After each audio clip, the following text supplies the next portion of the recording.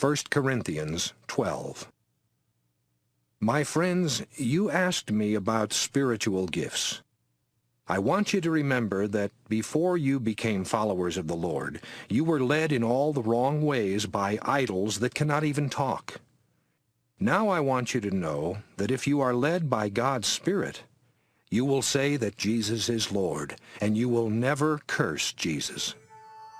There are different kinds of spiritual gifts, but they all come from the same Spirit. There are different ways to serve the same Lord, and we can each do different things. Yet the same God works in all of us and helps us in everything we do. The Spirit has given each of us a special way of serving others. Some of us can speak with wisdom, while others can speak with knowledge. But these gifts come from the same Spirit. To others, the Spirit has given great faith, or the power to heal the sick, or the power to work mighty miracles. Some of us are prophets, and some of us recognize when God's Spirit is present.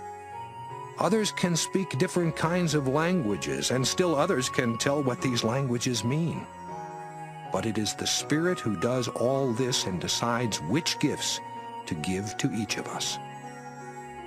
The body of Christ has many different parts, just as any other body does. Some of us are Jews and others are Gentiles. Some of us are slaves and others are free. But God's Spirit baptized each of us and made us part of the body of Christ. Now we each drink from that same Spirit. Our bodies don't have just one part, they have many parts. Suppose a foot says, "I am not a hand, and so I am not part of the body." Wouldn't the foot still belong to the body?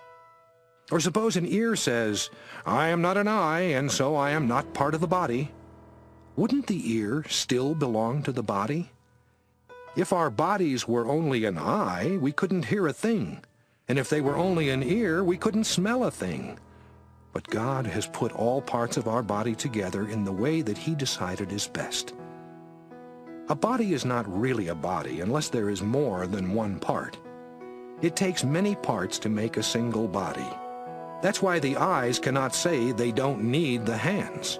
That's also why the head cannot say it doesn't need the feet. In fact, we cannot get along without the parts of the body that seem to be the weakest. We take special care to dress up some parts of our bodies. We are modest about our personal parts, but we don't have to be modest about other parts. God put our bodies together in such a way that even the parts that seem the least important are valuable. He did this to make all parts of the body work together smoothly, with each part caring about the others. If one part of our body hurts, we hurt all over. If one part of our body is honored, the whole body will be happy. Together you are the body of Christ. Each one of you is part of His body. First, God chose some people to be apostles and prophets and teachers for the church. But He also chose some to work miracles, or heal the sick, or help others, or be leaders, or speak different kinds of languages. Not everyone is an apostle.